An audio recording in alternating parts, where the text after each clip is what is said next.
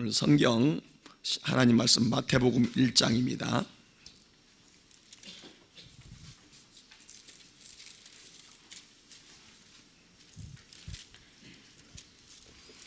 (1장 1절로) (25절까지) 교독합니다. 아브라함과 다윗의 자손 예수 그리스도의 계보라. 아브라함이 이삭을 낳고 이삭은 야곱을 낳고 야곱은 유다와 그의 형제들을 낳고 유다는 다말에게서 베레스와 세라를 낳고 베레스는 헤스론을 낳고 헤스론은 람을 낳고 람은 아비나답을 낳고 아미나답은 나손을 낳고 나손은 살몬을 낳고 살못은 라합에게서 보아스를 낳고 보아스는 룻에게서 오벳을 낳고 오벳은 이새를 낳고 이새는 다윗 왕을 낳으니라. 다윗은 우리아의 아내에게서 솔로몬을 낳고 솔로몬은 르호보암을 낳고 르호보암은 아비야를 낳고 아비야는 아사를 낳고 아사는 여호사밧을 낳고 여호사밧은 요람을 낳고 요람은 우시야를 낳고 우시야는 요담을 낳고 요담은 아하스를 낳고 아하스는 히스기야를 낳고 히스기야는 므낫세를 낳고 므낫세는 아몬을 낳고 아몬은 요시야를 낳고 바벨론으로 사로잡혀 갈 때 요시야는 요고냐와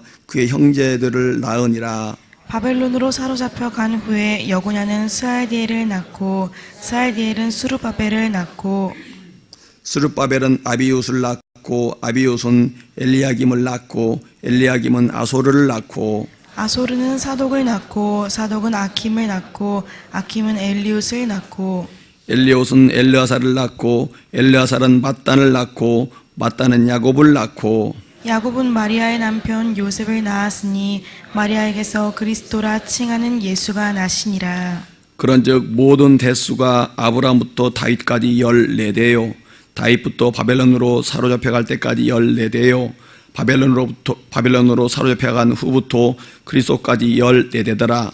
예수 그리스도의 나심은 이러하니라. 그의 어머니 마리아가 요셉과 약혼하고 동거하기 전에 성령으로 잉태된 것이 나타났더니 그의 남편 요셉은 의로운 사람이라 그를 드러내지 아니하고 가만히 끊고자 하여 이를 생각할 때에 주의 사자가 현몽하여 이르되 다윗의 자손 요셉아 내 아내 마리아 데려오기를 무서워하지 말라. 그에게 잉태된 자는 성령으로 된 것이라. 아들을 낳으리니 이름을 예수라 하라. 이는 그가 자기 백성을 그들의 죄에서 구원할 자이심이라 하니라. 이 모든 일이 된 것은 주께서 선지자로 하신 말씀을 이루려 하심이니 이르시되 보라 처녀가 잉태하여 아들을 낳을 것이요 그의 이름은 임마누엘이라 하리라 하셨으니 이를 번역한즉 하나님이 우리와 함께 계시다 함이라. 요셉이 잠에서 깨어 일어나 주의 사자의 분부대로 행하여 그의 아내를 데려왔으나 아들을 낳기까지 종침하지 아니하더니 나음의 이름을 예수라 하니라. 아멘. 아멘. 우리 고백합니다. 하나님 사랑합니다. 하나님 사랑합니다. 예, 오늘 하루도 하나님을 사랑하는 하루가 되기를 주의 이름으로 축복합니다. 예, 어제까지 말라기서를 마쳤고요. 오늘부터 신약 성경이 시작이 됩니다. 마태복음은 예수님의 제자 마태가 기록한 성경입니다. 마태는 세관에서 세금을 받던 세리였습니다. 세리 마태가 예수님께 부름받고 제자가 되었는데 자신을 기록할 때 뭐라고 기록했냐면 세리 마태라고 기록을 했어요. 자신이 사람들에게 손가락질을 받던 죄인이었음을 기억하려 합니다. 하나님의 아들 예수가 죄인인 자신을 부르시고 제자 삼아 주셨음을 끝까지 기억하는 태도입니다. 죄악되고 어두웠던 과거를 지우지 않고 주님의 은혜를 기억하려고 하는 그런 태도입니다. 마태는 마태복음을 통하여서 예수님이 다윗의 후손이며 구약성경에 기록되어진 메시아임을 유대인들에게 알리기 원했습니다. 그래서 이 마태복음은 유대인들을 위하여 쓴 성경입니다. 마태복음은 구약 성경의 예언들을 많이 인용하여서 예수님을 증명하고 있습니다. 오늘부터 시작되는 마태복음을 통하여서 하나님의 아들 예수님을 더욱 믿고 의지하기를 바랍니다. 오늘 우리들이 읽은 1장에는 족보와 예수님의 탄생의 방법을 기록해서 예수님이 어떻게 이 땅에 오셨는가를 기록하였습니다. 1장을 보면서 말씀의 은혜를 나누기로 합니다. 집집마다 족보가 있는 집도 있고요, 아니면 족보를 가지고 있지 않는 집도 있을 것입니다. 오늘 성경에 족보가 나오는데 마태는 이 족보를 통하여서 예수님이 메시아임을 말씀하고 있어요. 첫째로 보니까 족보는 예수님이 구약성경에 예언된 다윗의 후손임을 말해줍니다. 오늘날 이 한국에 보면은 7이라고 하는 의미는 행운을 상징하죠, 그죠? 숫자는 의미를 가지고 있습니다. 그리고 사람들은 숫자에다가 의미나 상징을 부여하기를 좋아합니다. 젊은 사람들이 예를 들어 만난 지 100일, 300일, 500일 이런 식으로 숫자에다가 상징성을 부여합니다. 우리 여러 성도님들도 결혼 몇 주년 찾지 않습니까? 그죠? 1주년, 10주년 이렇게 찾는데, 오늘날 이러하듯이 2000년 전 유대인 사회에서도 숫자를 통해서 상징과 의미를 부여하는 것을 좋아했습니다. 예수님이 태어나던 시대에는 이 14라고 하는 숫자는 하나의 상징이고 의미였습니다. 히브리어로 다윗을 쓸 때 자음이 3개가 쓰입니다. 3개가 쓰이는데 이 자음들이 숫자를 가지고 있습니다. 그래서 이 다비드라고 하는 이름에 쓰인 자음이 3개인데 이 자음들이 가진 수를 모두 합하면은 14입니다. 그래서 이 14라는 숫자는 다윗을 상징했습니다. 족보는 14대, 14대, 14대 하고 3번이 반복이 됩니다. 그러니까 예수님은 다윗의 후손이 맞다는 것을 3번이나 강조하는 것입니다. 성경에서 또한 3번은 완전성을 의미합니다. 성부, 성자, 성령, 아니면 예수님이 베드로에게 3번을 부르시고서 3번을 고백하지 않습니까? 그래서 이 3번은 완전함을 나타내는데, 오늘 14라는 숫자가 3번이 반복되어 예수님이 다윗의 후손임을 강조하고 있고 증명하고 있습니다. 예수님이 출생하였을 때 유대인들은 왕국을 유지하지 못한 채 살았습니다. 400년 이상을 제대로 된 왕국이 없이 다른 나라의 지배를 받고 살아왔어요. 다른 나라들과 로마, 에돔의 지배를 받아오고 있으며 하나님의 음성도 들리지 않았습니다. 구약성경 말라기부터 신약성경 마태복음 사이의 기간이 거의 400년 이상이 됩니다. 이 400년 이상 동안 갖다 중간시대라고 하는데요, 이 400년 이상 동안 이스라엘 사람들은 이방 민족의 지배를 받으면서 민족적으로 갈망하는 것이 있었어요. 다윗의 후손이 와서 이스라엘을 회복시키고 온전한 왕국으로 세울 것을 갈망했습니다. 다윗은 이방 민족들을 정복하고 이스라엘의 그런 전성기를 가져온 왕이었습니다. 그랬듯이 다윗의 후손이 오면은 이스라엘이 다시 부흥할 것이라고 믿었습니다. 정치적으로, 경제적으로, 종교적으로 온전하게 될 것이라고 하는 그런 믿음, 종교적인 열망, 갈망이 충만했어요. 이스라엘뿐만 아니라 우리나라도 부국 강병을 원하죠. 요즘 아베는 한국의 그런 부국 강병을 두려워해서 지금 우리나라를 짓누르고 있지 않습니까?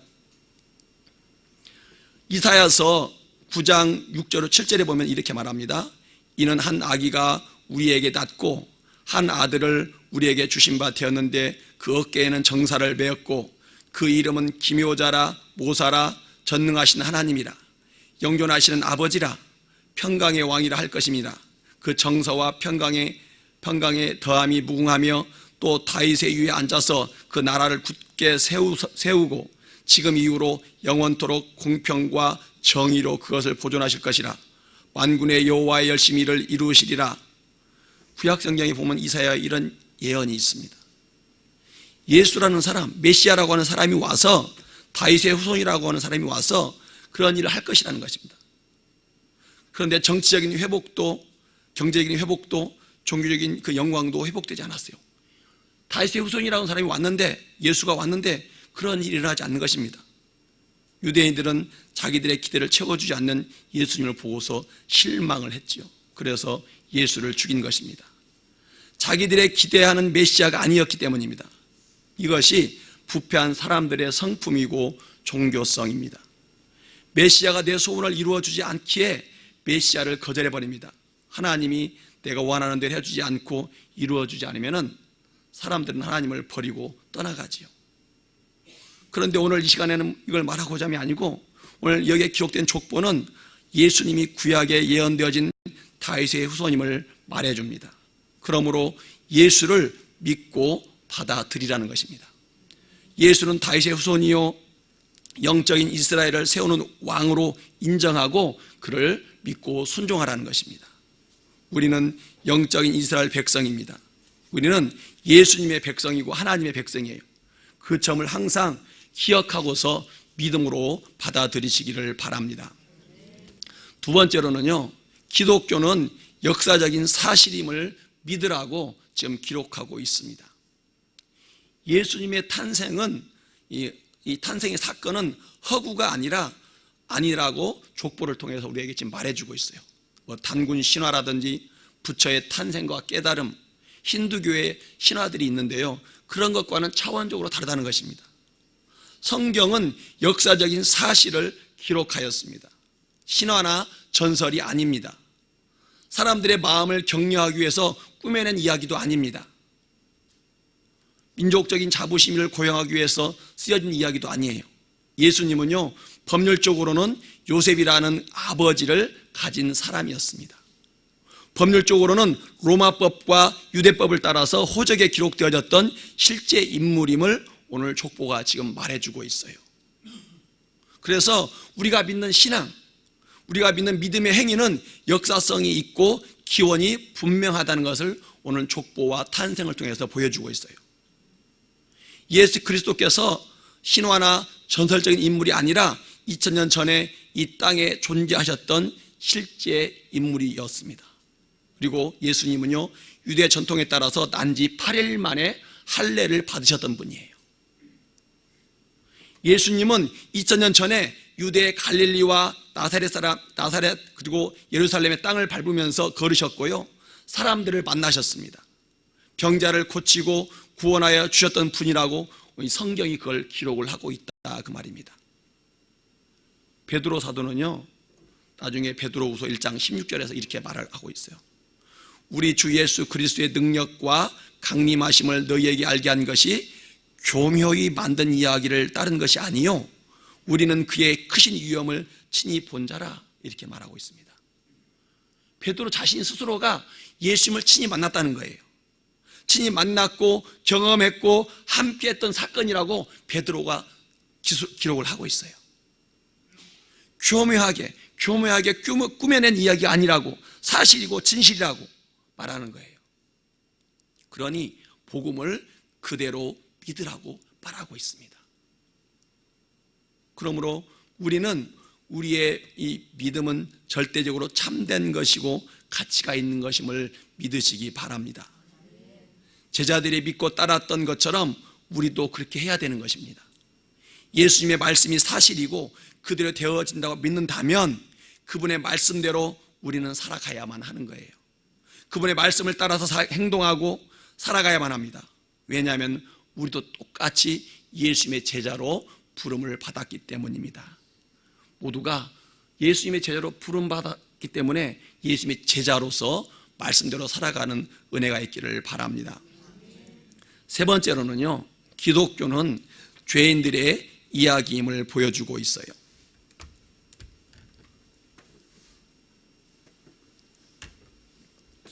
오늘 족보를 보면은 족보에 이름을 쓰기가 부끄러운 사람들이 많이 나오고 있습니다. 많은 죄를 짓고 윤리적으로 도덕적으로 입에 담을 수 없는 죄를 지은 사람들이 나옵니다. 10계명을 어긴 사람들이 나온다, 그 말이에요. 제일 먼저 나오는 사람이 누굽니까? 다말이죠. 다말은요, 창세기에서 읽어보셨겠지만은 창녀의 분장을 하고서 시아버지와 동침을 내서 애를 낳고 임신을 하고 애를 낳았습니다. 이 자식을 낳아야 한다고는 그 사명감으로 그렇게 했습니다. 또 시아버지 유다는 며느리 다말과 동침한 사람입니다. 윤리적으로 말도 안 되는 사람들이죠. 불신자들도 이런 이야기를 다 들으면은 입에 담기 어렵다고 말을 합니다. 그 다음에 또 누가 나옵니까? 라합이 나오죠. 라합은 여리고성의 기생입니다. 오늘날로 말하면은요, 창녀죠. 창녀. 단란주점이나 룸살롱에서 술을 팔고 몸을 파는 여자입니다. 이런 여자가 예수님의 조상에 들어갔습니다. 또 룻은 우상을 숭배하던 모압 출신의 여자입니다. 또 다윗은 간통죄를 짓고 살인까지 한 사람이에요. 밧세바는요, 다윗과 공모해서 남편을 죽였죠. 다윗과 공모해서 죄를 지었죠. 그리고 다윗과 재혼한 여자입니다. 이런 간교한 여자가 솔로몬을 낳아서 족보에 이름이 나오고 있어요. 이 족보에 나온 사람들을 보면은 모두가 죄투성이고 허물투성이고 가까이 가고 싶지 않은 사람들입니다. 저는 20대 후반, 초반, 30대 초반까지만 하더라도 이런 사람들이 별로 마음에 안 들었어요. 그때는 막 제가 혈기가 충만해가지고 기도해서 충만하면 그런 죄도 이기지 왜 못 이겨 막 그런 생각이 가득했거든요. 근데 좀 이렇게 이제 40이 지나고 되다 보니까는 사람들이 죄를 지고 살아가는 것이 이해가 되어져요. 왜냐하면 나를 보니까 나도 죄에 늘 넘어지거든요. 늘 넘어지면 죄를 짓다 보니까 아, 사람이란 게 죄에 약하구나. 그래서 지금은 이런 사람들이 그냥 거부감이 없습니다. 그래서 그냥 받아들여지거든요. 그런데 이런 죄가 많고 허물이 많고 단점이 많은 사람들을 통하여서 예수님이 오셨다는 거예요. 이런 부족한 사람들이 예수님 족보에 들어있다는 것입니다. 주님은 이런 사람들을 등에 업고 이 땅에 오셨어요. 부족한 사람들, 죄인들, 자격이 안 되는 사람들이 하나님 나라의 초청을 받았습니다. 도덕적으로 윤리적으로 바닥인 사람들이 예수 그리스도의 족보에 들어있다는 사실이에요. 이것이 하나님 나라이고 천국의 모습임을 여러분 믿으시기 바랍니다. 그리고 그걸 받아들이셔야 되고 인정하셔야 됩니다. 뉴스에 하루가 멀다 하고 막 우리 기독교인들 나오잖아요. 부정부패 나오고 뭐 죄짓고 나오고. 그러니까는 실망할 수도 있겠지만은 너무 실망하지 않기를 바랍니다. 교회란 죄인들의 그런 모임이기 때문에 어쩔 수 없어요. 하나님이 부른 사람들, 예수를 믿고 구원을 받으라고 부름받은 사람들이 다 이와 같다는 말이에요. 그래서 기독교는 죄인들의 이야기고요, 교회는 죄인들의 공동체입니다. 제가 가끔 그 간증에도 사용했었는데 참전 화장품 이 회장님 얘기했었는데요. 보니까는 이게 뭐 요즘 조사받고 있더라고요. 회사 돈 횡령했다고. 소망교회 다니시는데 저는 우리들의 관점과 세상의 관점 또는 하나님의 관점이 다른 거예요. 죄인에 대한 관점. 그러므로 살아가면서 우리는 날마다 죄를 져요. 그래서 우리는 의인이 아닙니다. 의인이. 옆에 사람도 죄를 져요. 옆에 사람. 그래서 의인이 아니에요. 우리 교인들은 다 죄를 짓습니다. 의인이 아닙니다. 그러므로 스스로가 의롭다라고 하는 그런 자부심이라든지 다른 사람에 대한 손가락질 같은 것은 좀 사양을 해야 할 필요가 있어요. 그렇다고 해서 날마다 죄를 짓고 살아가서 이 말도 아니에요. 우리는 매일 거룩하고 성결하게 살고 싶지만 그렇게 살지 못하잖아요. 그렇지 않을 것입니다. 우리는 알아야 됩니다. 교회는 죄인들의 모임이고요, 죄인이고 실수가 많고 하나님의 기준에 모자라도 한참 모자라는 사람들의 이야기임을 여러분 믿으시기 바랍니다. 바울은요, 예수를 만나면서 자신에 대한 고백이 바뀌어 가죠. 내가 전에는 회방자요 핍박자요 포행자였으나 이런 말을 합니다. 그리고 더 뒤에가 좀 한 구절 뒤에 가서는 죄인 중에 내가 괴순이라 이렇게 말합니다. 자신이 부패한 죄인임을 고백하는 거예요. 우리도 예수를 믿고 예수님을 따라가면서 신앙이 깊어질수록 자신이 죄인임을 알아가는 것이 정상입니다. 사실 자신이 죄임을 인정하고 고백하는 사람, 자신이 죄임을 믿는 사람만 예수를 믿을 수 있습니다. 자신이 죄임을 인정하는 사람만 구원받고 하나님의 자녀가 될 수가 있습니다. 그러므로 예수님의 족보를 보면서 위로를 받고 하나님과 사람들 앞에서 겸손히 행하는 은혜가 있기를 주의 이름으로 축복합니다. 그 나머지 뒤에 보면은 예수님께서는 성령을 통해서 마리아에게 출생을 하죠. 이런 이야기들은 그동안에 많이 들으셨기 때문에 오늘 이 시간에는 설교를 하지 않도록 하겠습니다. 이 시간에 우리 기도하겠습니다. 하나님 아버지 감사합니다. 이 아침에 새벽 기도를 드리며 주님께 예물을 올려드립니다. 감사로 1000번째로 예물을 드리오니 주님 기쁘게 받아 주시옵소서. 예물을 드리는 성도들이 성령이 충만하게 도와주옵시고 가정과 직장과 사업과 진로가 하나님의 복을 받아 풍성한 복을 받아 누리게 하여 주옵소서. 또한 예물을 드리지 않았다 할지라도 우리 성도 예물 쓰지 않은 성도들에게도 이와 동일한 복으로 충만케 하여 주옵소서. 감사드리며 예수님 이름으로 기도드리옵나이다. 우리 말씀의 은혜를 기억하면서 기도하도록 하겠습니다. 주일 창하고 기도합니다. 주여